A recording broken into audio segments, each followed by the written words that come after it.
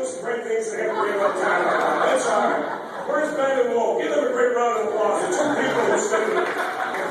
Let me talk about election for a second. I've been very vocal on this topic. I thought 2010 was a disgrace. And I agree with Tom and Jim and others who talked tonight. We didn't have a message. And this is not to blame of any individual, but the whole party, everybody, to think that Barack Obama inherited the worst economy since the Great Depression. He got in, got the economy working again, created jobs, saved the auto industry. Business I'm in. Saved 1.5 million jobs. And in the auto industry, the multiplier from direct to indirect is 10 to 1. So we saved 1.5 million indirect jobs in supply chain to make the car, to make the sunroofs, radios, and all that. Barack Obama saved that industry. Republicans wanted to just get rid of it. He passed the largest middle-class tax cut in the history of the United States of America. Now, he didn't do terrible, but he inherited it, and guess what? Citibank has already repaid, and as you know, we've made billions of dollars of profit. We had 40 million Americans with no health insurance in this country, no health coverage at all. He went past that. And the idea that we lost 63 seats, the most since 1948, is a disgrace. Why? Because we weren't out there fighting for our values. And the Republicans defined us. You know what? In 2010, we should have picked up members of the United States House of Representatives. We should have lost. And now these Tea Party folks in Congress, and Jim touched on this, this drives me wild. They're going to teach us about fiscal responsibility. Let me just give you the facts. When Ronald Reagan became president, the deficit of the United States of America was about $800 million. He left office, it was $2.7 trillion. He increased the deficit and debt of the United States of America 186%. Now, I apologize. I know GD's got these great ads going, and it's his 100th birthday, and I apologize. We raised taxes 11 times. But to watch these ads, you would never believe that.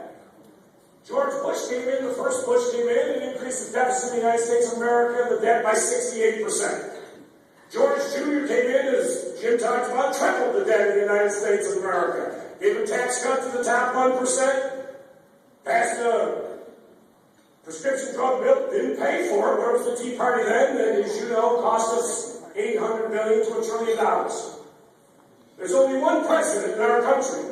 4 balanced budgets, 3 surpluses, and when he left office, a $5.6 trillion surplus to the point that the entire debt of the United States of America would have been paid off by 2013. He created 22.7 million new jobs, and folks, he was a Democrat, and his name was Bill Clinton.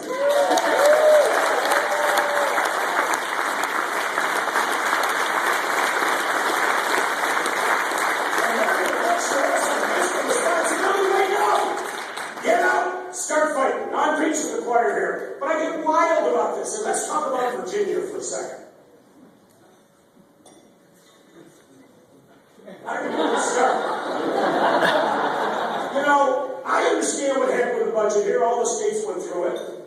But the idea, and listen, we didn't pay $620 million for the Virginia retirement system.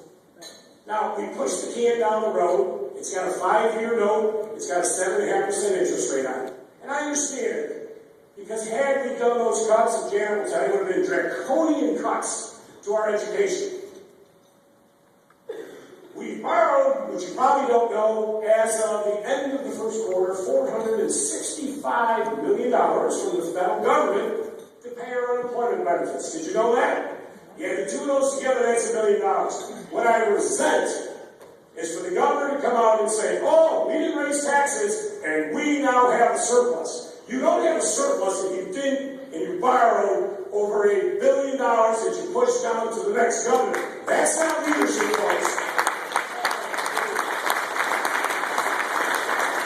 He talks about it, you know, Scott St. talks about it. We should be the energy capital in Virginia. Energy, he issues these press releases on we should be the energy. What a joke! We don't even have a mandatory renewable standard.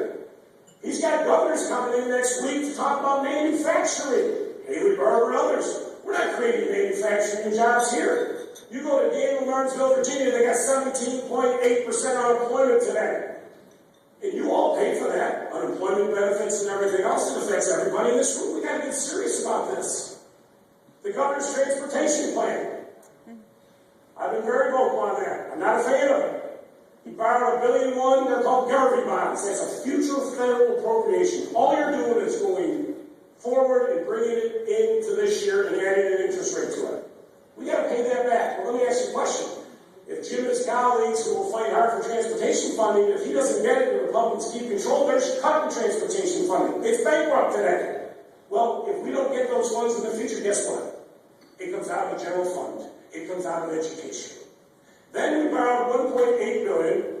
You know, I've been in this fight with the Richmond Times-Dispatch so recently. I've gotten 2 truths. They gave me 1 pants on fire, which I disagree with on. I got 2 truths on the Richmond Times-Dispatch. That's right for me.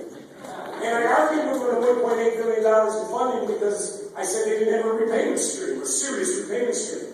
It's off these insurance funds, premiums.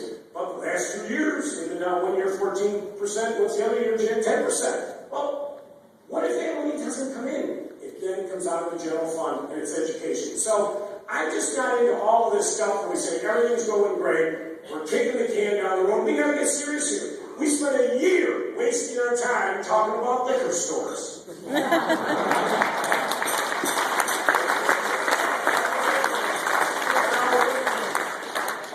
I'm Irish. Jim's Irish. We like liquor. You know, it's just our hair. It's nothing we do about it. I'm sorry. I know we all got your flip cams. No one is what it is. But the idea we wasted a year with all these big issues here in Virginia, and we talked about liquor stores. I mean, they had all these liquor stores in Page County that they were going to sell for hundreds of thousands of dollars. They're all Baptists in Page County. They don't drink. All these liquor licenses. Well, that's what we did. Right? Boeing Corporation just announced to go to South Carolina. That's a disgrace for us. Over 100,000 jobs have been created to build a new dream line. We didn't bid on it here in Virginia. This is when I ran for governor. None of you voted for me, but I did run, and I had a job. We got to create these big jobs. Now, South Carolina.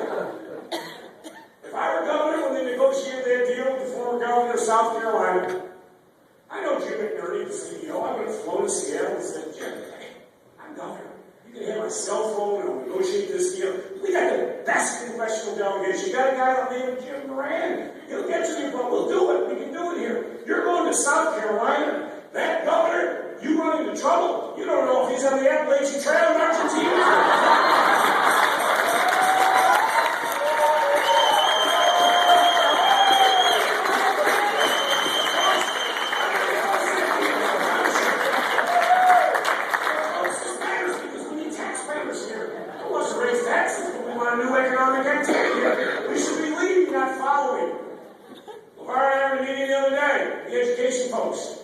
Did you know that in Virginia, 82% of African American children in Virginia are not proficient to read when they get out of 3rd grade? That's a big problem. Because as governor, you got to have the best education system and you got to have the best transportation system. They're all connected. You want them to make a big plan in? They don't want their employees stuck in traffic for an hour going each way. You go down to North Carolina, it's easy to get to work. We got to get serious about our future. We got to shake it up. So, I say this year, 2011, I agree with all the speakers. 2012 will come. Dan LeVar and I just spent a couple hours with Jim Messina, President Obama's campaign manager, talking about what we need to do here in Virginia. And they're going to start shipping a bunch of people here into Virginia.